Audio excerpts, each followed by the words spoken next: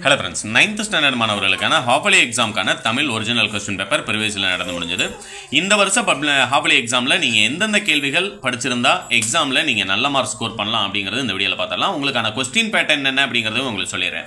ஏனா குவார்ட்டர்லி எக்ஸாம்ல கேட்ட அதே क्वेश्चन பேட்டர்ன் ஹாஃப்லில இருக்குமா அப்படினா ஃபுல் போர்ஷனுக்கு குவார்ட்டர்லிக்கு அப்புறமா இப்போதான் நீங்க எழுதுறீங்க அப்படிங்கறனால முதல் 10 பாத்தீங்கன்னா உங்களுக்கு book back one word 11 question number 12 ல இருந்து 15 வரைக்கும் உங்களுக்கு ஒரு பாடல் கொடுத்துருவாங்க. அந்த பாடல்ல இருந்து பாடல் வினா கேட்பாங்க.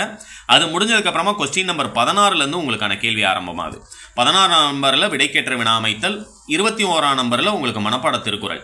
16 நம்பர்ல இருக்கக்கூடிய விடைக்கேற்ற வினா அமைத்தல் புக்ல இருக்கறதா கேட்பாங்களா அப்படினா கண்டிப்பா அது வந்து ஜெனரலா தான் கேட்பாங்க. அத படிச்சு பார்த்து நீங்க எழுதுற மாதிரி இருக்கும். உதாரணத்திற்கு சிறுமூலத்தை இயற்றியவர் சிறுபஞ்ச மூலத்தை இயற்றியவர் காரியதாசன் கொடுத்திருக்காங்க.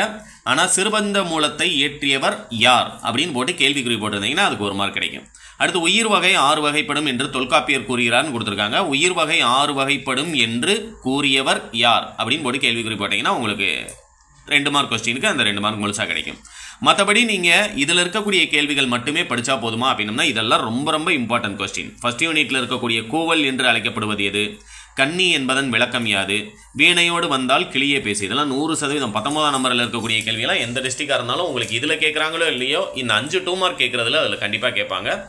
வீணையோடு வந்தால் கிளியே பேசு, தொடரினுடைய வகைகள், ஏறு தழுவுதல் நிகழ்விற்கு இலக்கியங்கள் காட்டும் வேறு பெயர்களை குறிப்பிடுக. மனப்பாட பாடலை பொறுத்த வரைக்கும் நீங்க புக் பேக்ல இருக்கக்கூடிய எல்லா மனப்பாட பாடலும் படிச்சிருக்கணும். அடுத்து மொழித்திறன் பயிற்சியில வல்லினம் மிகும் இடங்களுக்கு 2 எடுத்துக்காட்டுகள், மரபு சொற்களை ஒரே தொடரில், மேடு பள்ளம் கண்ணும் கருத்தும். இதெல்லாம் பாத்தீங்கன்னா மொழித்திறன் பயிற்சியில உங்களுக்கு கலைச்சொற்கள் மட்டும்தான் நீங்க எல்லா யூனிட்ல இருக்கிறத படிக்கணும்.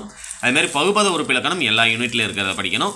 மற்றபடி இந்த மரபு சொற்கள் வல்லினம் மிகும் இடங்களுக்கு எடுத்துக்காட்டு, பிழை நீக்கி எழுதுக, குழலியும் பாடத்திரியும் நல்ல தமிழுக்கு எழுதுவோம். இதெல்லாம் பாத்தீங்கன்னா உங்களுக்கு குவார்ட்டர்லிலையும் கேட்டிருப்பாங்க, செகண்ட் மிட் டைம்லையும் கேட்டிருப்பாங்க. அதனால இதெல்லாம் நமக்கு புக் பேக்ல இருக்கக்கூடிய இம்பார்ட்டன்ட் மொழித்திறன் பயிற்சி அப்படிங்கறத ஞாபகத்துல வச்சுக்கோங்க.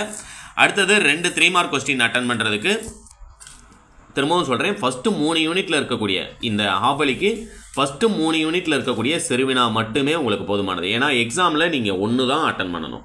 क्वेश्चन நம்பர் 29 ல இருந்து 31 வரைக்கும் உங்களுக்கு உரைநடை பகுதியில 3 மார்க் क्वेश्चन கேக்குறாங்க. அதை பொறுத்த வரைக்கும் முழு உருவ சிற்பங்கள், புடைப்பு சிற்பங்கள் 2 வேறுபாடு, நிலைத்த புகழை பெறுவதற்கு குடபுலவியனார் கூறும் வழிகள் யாவை 2 கொடுத்துருக்காங்க. 2ல ஏதாவது 1 மட்டும் தான் எழுத போறீங்க. ஏன்னா 31ஆம் நம்பர்ல உரை பத்தியை படித்து வினாக்களுக்கு விடை தருக அப்படின்னு சொல்லி ரொம்ப சிம்பிளா ஒரு 3 மார்க் கேட்டுருவாங்க. வாய்மையே சிறந்த அறமாக சங்க இலக்கியங்கள் பேசுகின்றன, வாய்மை பேசும்னா உண்மையானனா, நாக்கு ஒரு அதிசய திறவுகோல் என்பர், எது சிறந்த அறம்னு கேட்டிருக்காங்க. அப்போ வாய்மையே சிறந்த அறம், அதிசய திறவுகோல் எதுன்னு கேட்டிருக்காங்க. நாக்கு ஒரு அதிசய திறவுகோல், உண்மையான நா எதுன்னு கேட்டிருக்காங்க. வாய்மை பேசும் நா. புரியுங்களா? அந்த கேள்வியிலேயே உங்களுக்கு ஆன்சரும் இருக்கிறதுனால இது வந்து ஈஸியாக 3 மார்க் எடுத்துடலாம். அடுத்து 2வது பிரிவில் உங்களுக்கு ஆண்டாளின் கனவு காட்சி, பட்டமரத்தின் வருத்தங்கள் யாவை, அடிபெறலாமல் எழுதுக, மனப்பாட பாடல். மனப்பாட பாடல் நமக்கு அல்லது क्वेश्चनல கேட்குறாங்க அப்படிங்கிறனால முதல் 4 யூனிட்ல இருக்கக்கூடிய மனப்பாட பாடல் நல்லா தெளிவாக படிச்சுக்கோங்க. அதுலேயும் இந்த காடெல்லாம் ஒன்றறிவதுவே இதெல்லாம் பார்த்தீங்க அப்படின்னா உங்களுக்கு ரொம்ப ரொம்ப இம்பார்ட்டன்ட். அதுமாதிரி உங்களுக்கு குவார்ட்டர்லி எக்ஸாமில் இருந்த அந்த தமிழ் விடுதூதில் இருக்கக்கூடிய மனப்பாட பாடலையும் நல்லா தயார் பண்ணிக்கோங்க. அடுத்து இலக்கண பகுதியில் 2 3 மார்க். அடுத்தது நம்ம நெடுவினா வந்துடலாம். தூது அனுப்ப சிறந்த தமிழே என்பதற்கு தமிழ் விடுதூது காட்டும் காரணம், அடுத்து பெரிய புராணம் காட்டும் திருநாட்டு சிறப்பு. இந்த 2 மட்டுமே போதுமானது. அதுமாதிரி கடிதம் லாஸ்ட்டாக நம்ம நெடுவினால எது இம்பார்ட்டன்ட் அப்படிங்கிறது நான் சொல்லிடுறேன். ஏன்னா இந்த செலக்டட் क्वेश्चन போட்டதுக்கு காரணமே அந்த நெடுவினா இதில் இருக்கக்கூடியது மட்டுமே படித்தா நீங்கள் போதும் அப்படிங்கிறனால தான் இதை அப்டேட் பண்ணியிருக்கேன். தண்ணீர் கதையை கருப்பொருளும் சுவையும் குன்றாமல் எழுதுகள். 1 நூலகம் நூல்கள் ஆகியன குறித்து அண்ணாவின் வானொலி உரையில் வெளிப்படுகின்ற கருத்துக்கள், சுற்றுச்சூழலை பேணி காக்கும் பள்ளிகளின் வரிசையில் மாவட்டத்திலேயே சிறந்ததாக உங்கள் பள்ளி தேர்ந்தெடுக்கப்பட்டுள்ளது, அதனை கொண்டாடும் விழாவில் கலந்து கொள்ளும் மாவட்ட கல்வி அலுவலருக்கு வரவேற்பு மடல் ஒன்றை. இதில் நூலகம் நூல்கள் குறித்து அண்ணாவின் வானொலி அது முக்கியமானது. தண்ணீர் கதையை கருப்பொருளும் சுவையும் குன்றாமல் எழுதுக அது முக்கியமானது. லாஸ்டா பொதுக்கட்டுரையை பொறுத்த வரைக்கும் நீங்கள் அறிந்த சாதனை பெண்கள் குறித்து செய்தியை தொகுத்து எழுதுக.